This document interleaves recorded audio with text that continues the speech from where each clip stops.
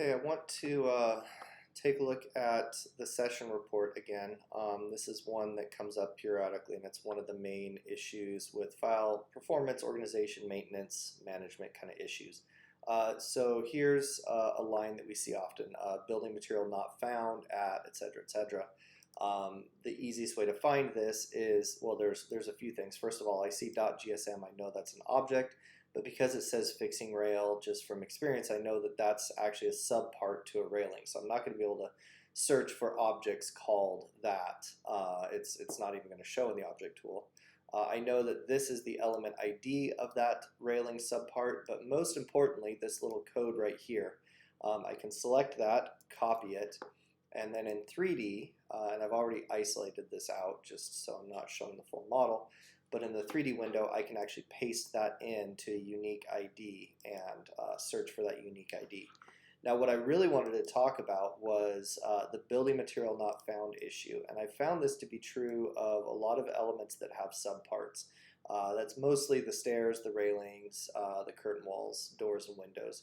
So anything that's using a macro call may report the entire thing being or having missing building materials, or report it multiple times, depending on what's actually being called out there. And what I've noticed is, in this one in particular, let me reserve that, apologies. Okay, what I've noticed is that in that railing setting, so we don't have fixings on that railing,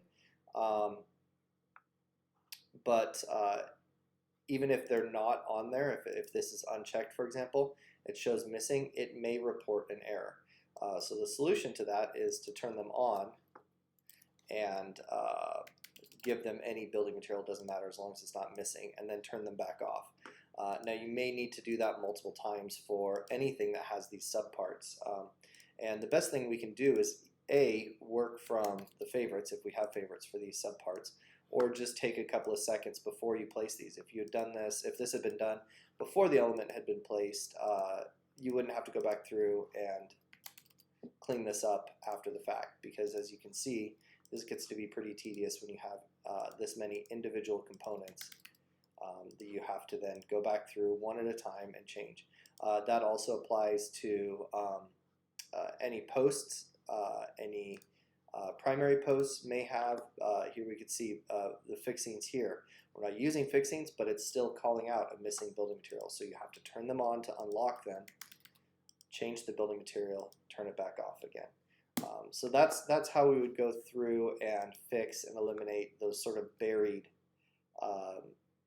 session report issues like missing building materials found on subparts of elements.